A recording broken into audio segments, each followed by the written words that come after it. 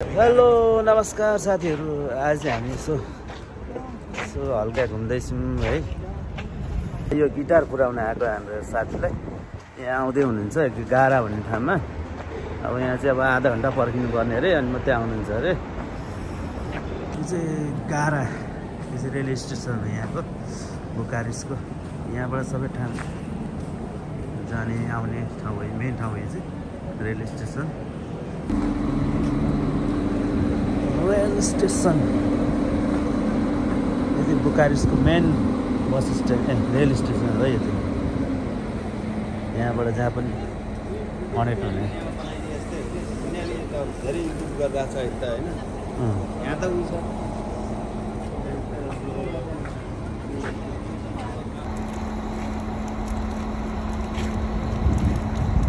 साथी आउँदै हुन्छ कि साथीलाई यो गिटार दिनुपर्ने छ उहाँको, त्यही भएर यहाँ वेटिङमा बसिरहेको छु।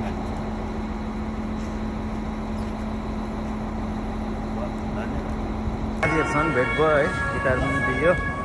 अब लाग्यो हामी चाहिँ हजुर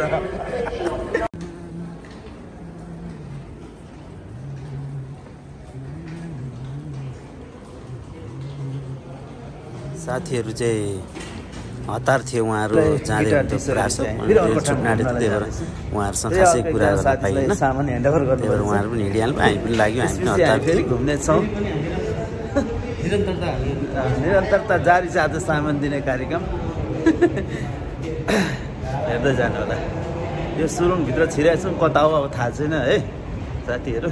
बाट गइरहेको छु, फेरि अर्को माथिल्लो स्टेप जानुपर्ने रहेछ है, सुरुङबाट सुरुङ।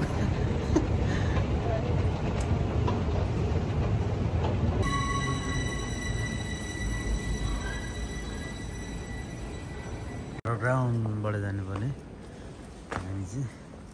साथीहरू अगाडि गइसक्नु हो, साथीहरू सिग्नलमा पो आइपुग्यो।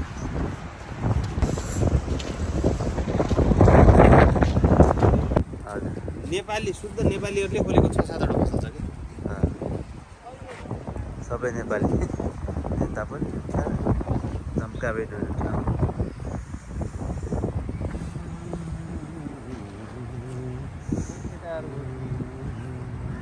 मोमो खाएर आयो त्यताबाटै।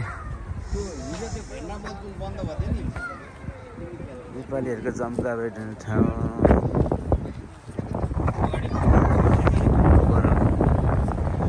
पार्क। के सर चिसो भा सुन्दर सरलाई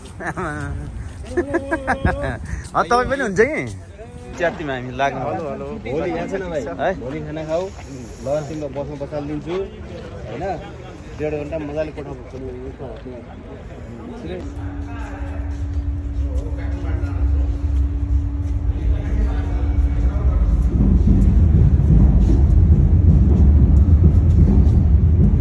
हाम्रो घुमी घुमाइ जारी छ।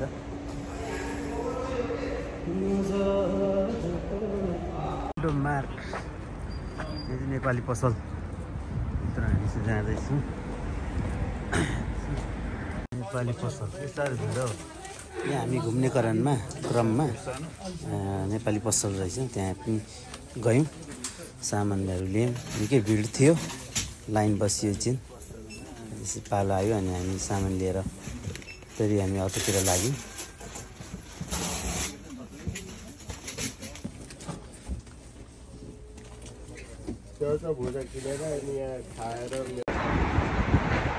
आजको हाम्रो कार्यक्रम सिद्धिहाल्छ। आज अब रुमतिर लाग्दैछ, ट्रेन वेट गरिरहेको छ साथीहरू।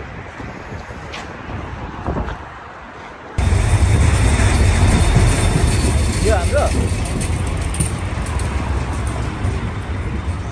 हाम्रो ट्रेन आइसकेको छ साथीहरू।